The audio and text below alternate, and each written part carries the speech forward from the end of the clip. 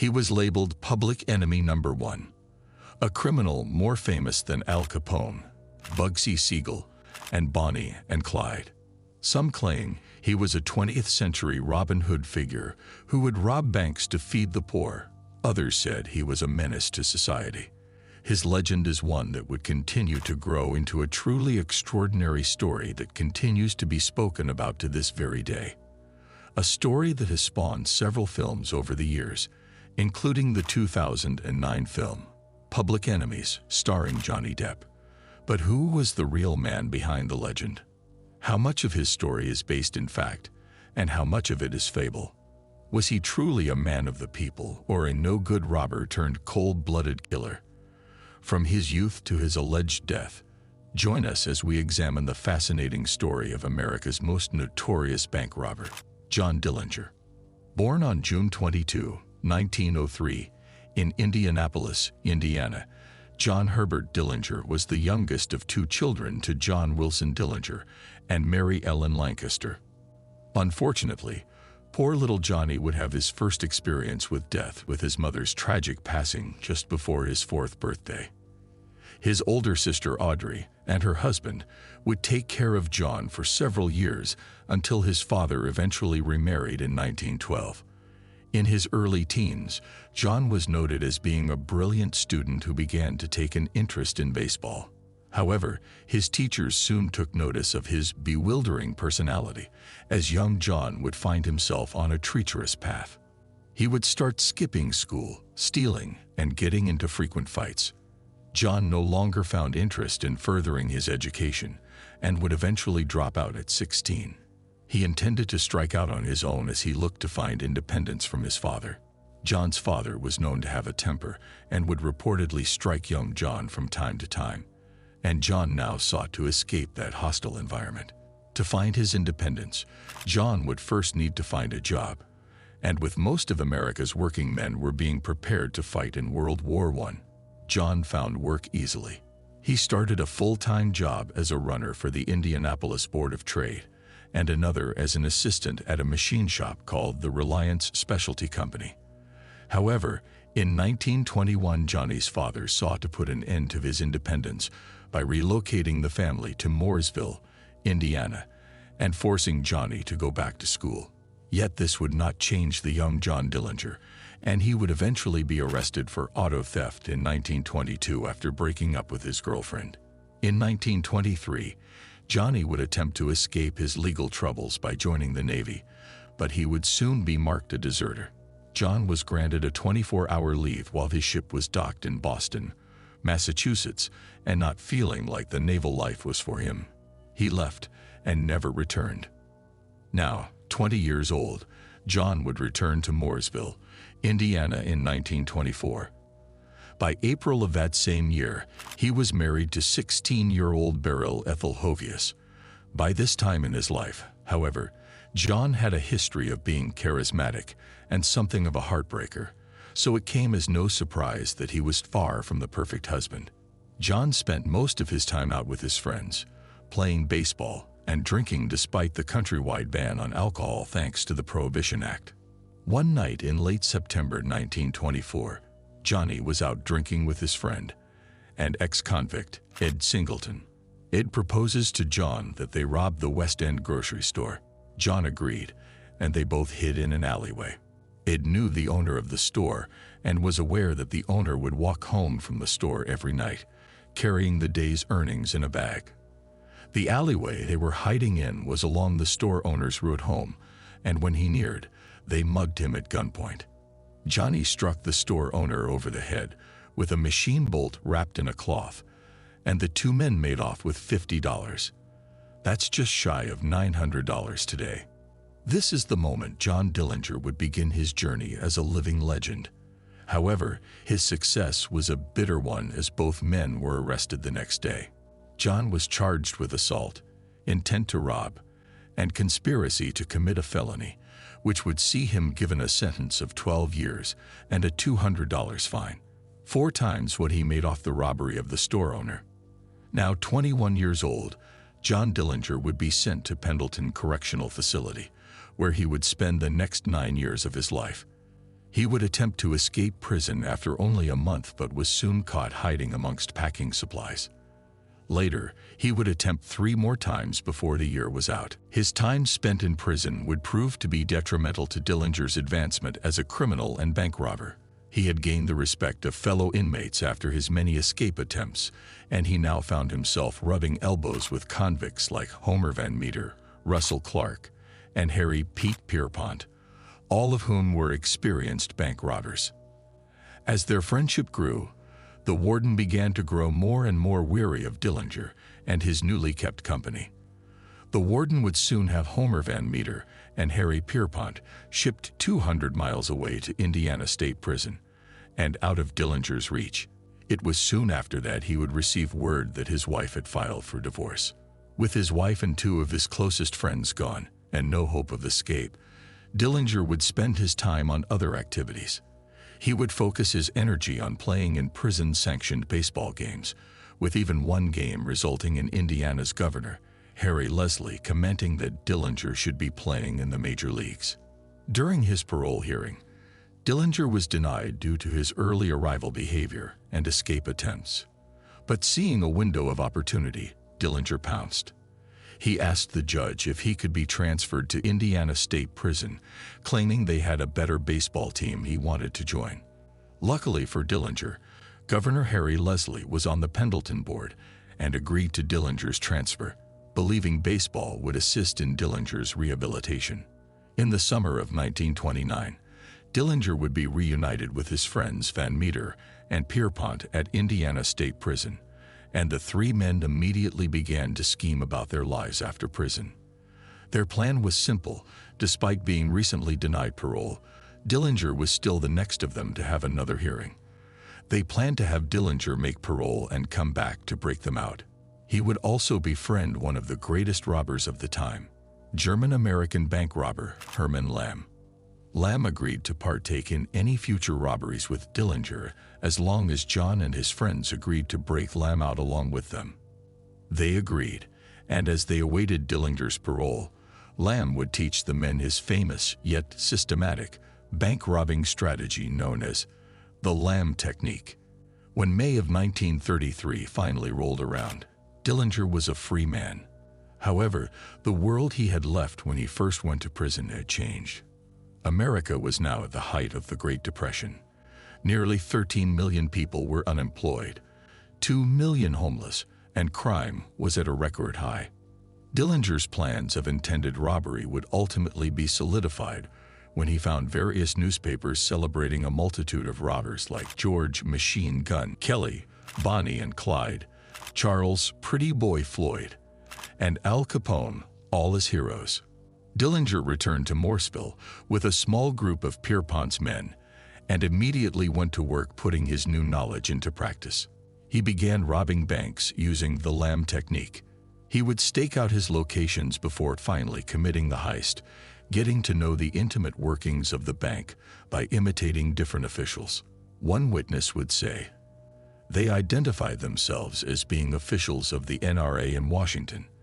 They advised the bank president they were calling on all banks throughout the state in a survey, and they were very much interested in how the various codes were operating." It was during this robbery spree he would earn the nickname Jack Rabbit, as he was known to dramatically jump onto the counter and famously yell, "This is a stick-up." In just a few months' time, Dillinger would rob roughly $50,000 in total, a sum almost worth $900,000 today. Though he was out robbing, Dillinger hadn't forgotten his friends still in prison and began using some of the money from his heists to buy various supplies for the breakout. In September of 1933, he began smuggling weapons into Indiana State Prison in boxes marked with an X so his friends would know which boxes to go for. Dillinger knew the plan was in motion and went off to visit a new romance in Ohio. It was there that he was apprehended by 2 detectives who were tipped off about his location by someone who recognized Dillinger from a robbery that occurred a month prior in Bluffton, Ohio. He was arrested and sent to Allen County Jail in Lima, Ohio. A few days later, back in Indiana State Prison, the Dillinger's allies had successfully broken out of jail. The group had found the guns, and forcing the assistant warden to escort them out of the building at gunpoint, stole a couple of cars and drove off. They would spend the next month raiding police stations for guns and ammunition. 2 weeks after the escape, on October 12, 1933, Harry Pete Pierpont, Russell Clark, and Charles Meckley entered the Allen County Jail disguised as Indiana State Police officers. The first person they encountered was Sheriff Sarber, who asked for their credentials. Pierpont then pulled out his gun and shot the sheriff at point-blank range, killing him instantly. It didn't take them long to locate Dillinger's cell and release him. It was this event that would see newspapers officially refer to the group as the Dillinger Gang. It was shortly after his escape that John Dillinger began a romantic relationship with Evelyn Billy Fritchett. John would spoil Evelyn with his lavish gifts like jewelry and cars. Evelyn would later be quoted saying, "He treated me like a lady." Once the men had reunited with the rest of the gang back in Indiana, they immediately returned to robbing, racking up several hundreds of thousands of dollars. Dillinger and his gang were constantly making the news, his face plastered on every local newspaper. It was during this time that the Dillinger fantasy began to take form. The public blamed the banks for the depression, and robbers, like Dillinger, were sticking it to them. Though they reported the facts of the robbery, they embellished the idea of who Dillinger was. He was painted in the public eye as a folk hero of sorts, just like the others who had famously robbed before him. The people would read stories about Dillinger as a form of entertainment, and soon rumors of his endeavors grew unchecked. Although Dillinger was a known associate of the violent and murderous Babyface Nelson, who was rumored to have killed more FBI agents than anyone else, Dillinger's personal reputation for avoiding violence only solidified the idea of him as a folk hero in the public eye. Despite what the papers or public said about him, Dillinger had begun to catch the eye of the Bureau of Investigation. Specifically, the head of the Bureau of Investigation, J. Edgar Hoover, who at this time was virtually unknown by name to the general public. The FBI had begun a war on crime, and notorious robbers like Dillinger and his violent companion Babyface Nelson were perfect high-profile targets to pursue to send a message that no one escapes justice. So, Special Agent Melvin Purvis was assigned to lead the charge. As Purvis and the FBI pursued Dillinger's gang, John himself had just committed one of his most famous robberies. On the afternoon of January 15, 1934, Dillinger and fellow gang member John "Red" Hamilton pull up to the East Chicago Bank in a two-door Ford sit-in. They readied their weapons and entered the back. Witnesses state that Dillinger entered the bank, put a bag on the ground in which he produced a machine gun, and announced, "This is a stick-up," as Dillinger rounded up the men, while women and children were allowed to leave the building. Unknown to Dillinger and Hamilton, the bank's vice president had tripped a silent alarm to authorities. A few of the first cops on the scene entered the building but were quickly taken hostage by Dillinger. After the money was finished being collected, Dillinger and Hamilton took the bank's vice president and one of the cops as human shields. However, after they exited the bank, the other police officer, O'Malley, followed after them. He shot at the robbers and missed. Dillinger spun and gunned O'Malley down with his Thompson submachine gun, then escaped. The celebration was cut short, however, as Dillinger and his men were later caught that same month in Tucson, Arizona. With Dillinger painted as a hero, readers did not want to believe that John Dillinger would kill. Some claimed it didn't fit his usual and suspected that he was falsely placed at the scene of the crime. Some sources claim he was in Florida during the time of the robbery. Other reports show that Dillinger was found in possession of cash sharing the same serial numbers as those stolen from East Chicago Bank during his apprehension. Whether Dillinger was truly present or not for the East Chicago Bank robbery is still in debate. What is a fact is that Dillinger was brought back to Indiana after his arrest and charged with the Chicago robbery along with O'Malley's killing. Dillinger would later state to his lawyer, "I've always felt bad about O'Malley getting killed, but only because of his wife and kids. He stood right in the way and kept throwing slugs at me. What else could I do?" After his sentencing, He was transported to Lake County Jail in Crown Point, Indiana. This wasn't any jail, however. Lake County Jail had a reputation for being escape-proof. John Dillinger wouldn't let that stop him. Just 2 months after arriving at Crown Point, John Dillinger escaped prison on March 3, 1934. Dillinger and his accomplice, Herbert Youngblood, lured several prison staff, including the warden, at gunpoint. They locked all the men inside a holding cell and then took a jail deputy as a hostage. Gun to the deputy's head, they escaped the building and across the street.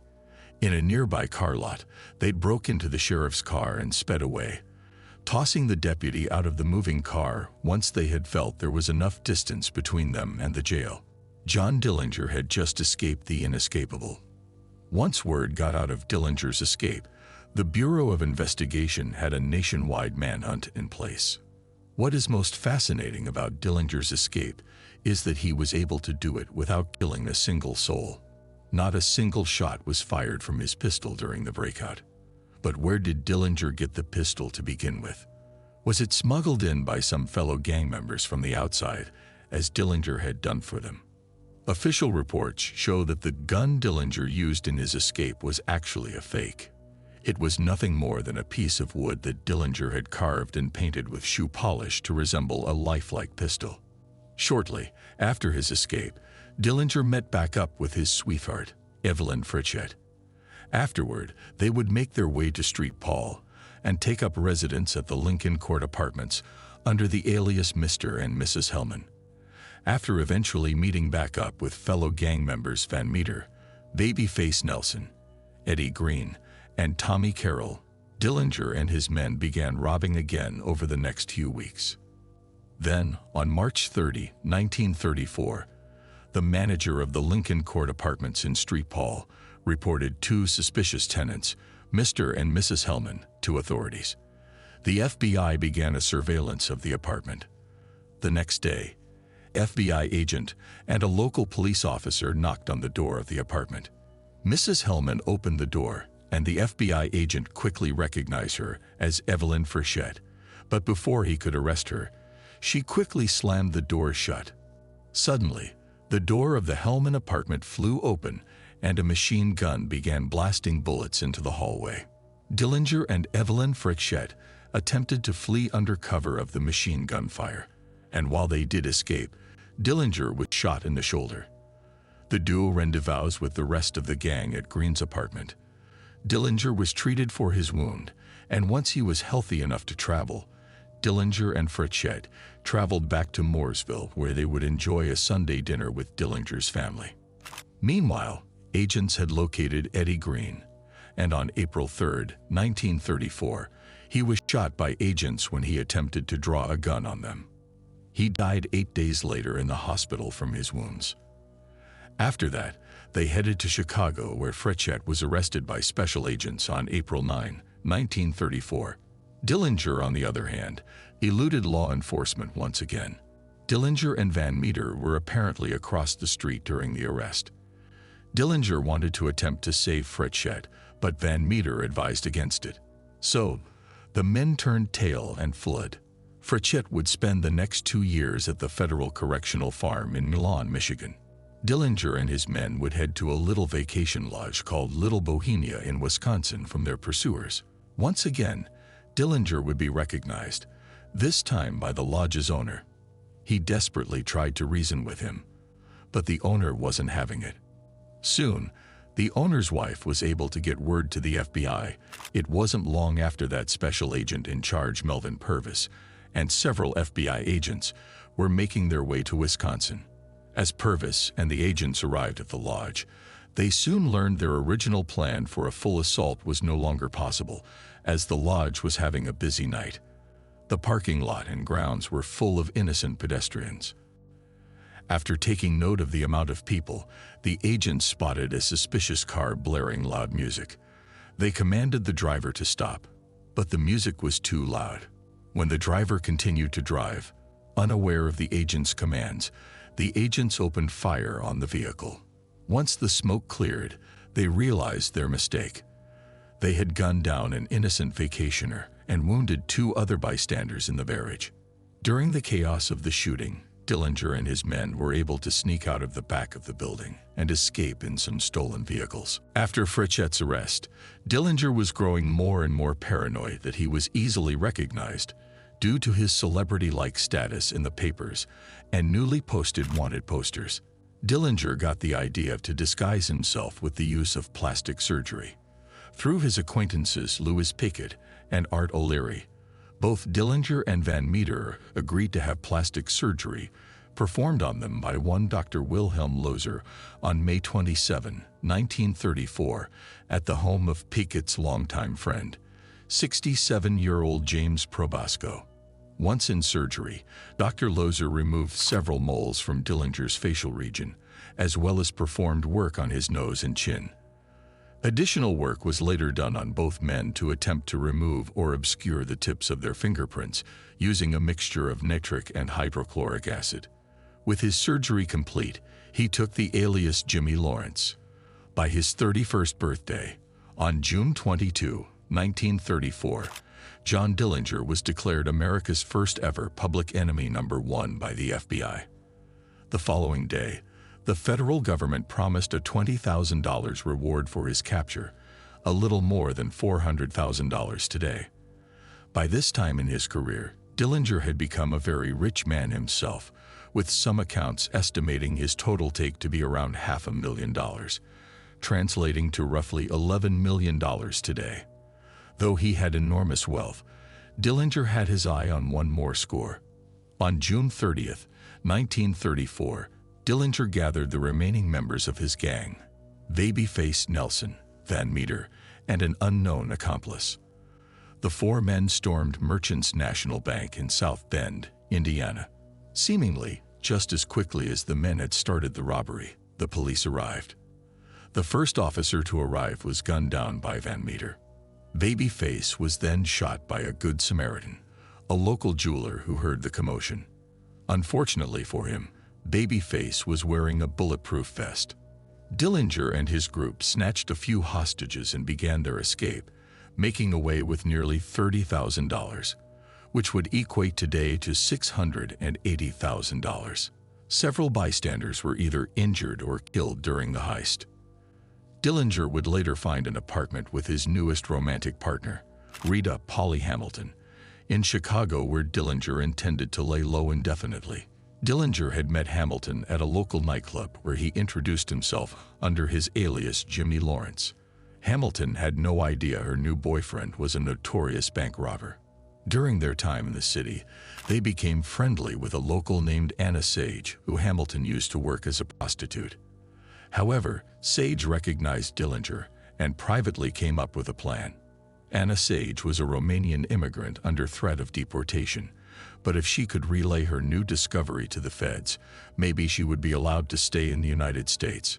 Sage called her contact, who was a detective at the Chicago Police Department, who then put her in touch with Special Agent Melvin Purvis. When Sage came into contact with Special Agent Purvis, she told him everything she knew about the man she believed was John Dillinger. She told the agents that she would sometimes frequent the movies with Dillinger and his girlfriend, and agreed to inform them the next time plans were made to go. It was only a few days later that Sage called Purvis back and informed him that they planned on going to the theater that night.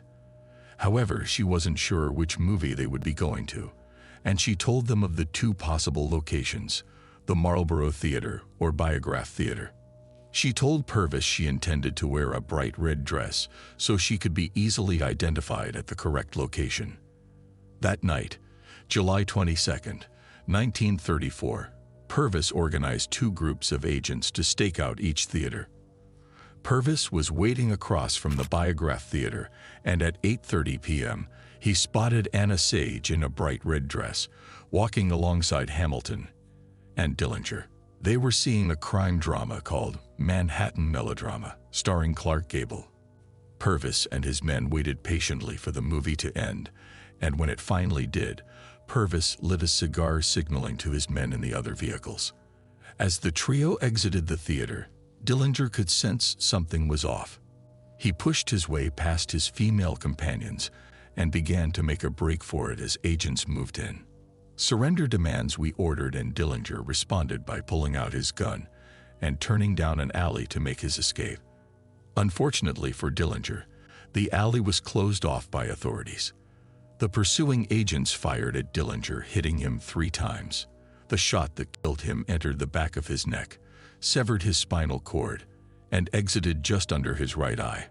Just like that, Dillinger's year-long robbing spree had come to an end, and America's public enemy number 1 was dead. Several bystanders began to mill about the crime scene, curious about what was going on and who the police had been chasing.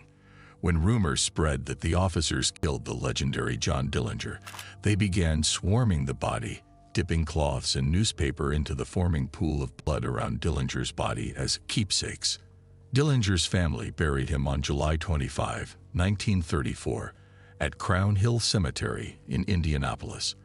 Though Dillinger was dead and buried, skepticism about the authenticity of his demise grew in the public.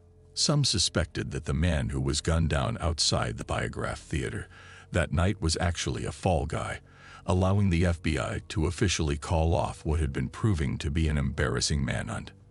After Dillinger's death, one man wrote to an Indianapolis newspaper stating, "Why should the law have wanted John Dillinger? He wasn't any worse than the bankers and politicians who took poor people's money. Dillinger did not rob poor people. He robbed those who became rich by robbing the poor. I am for Johnny." And with that, we reach the end of the story of America's most notorious bank robber, John Herbert Dillinger. Don't forget to like the video, share it with your friends if you enjoyed it, and subscribe to the channel.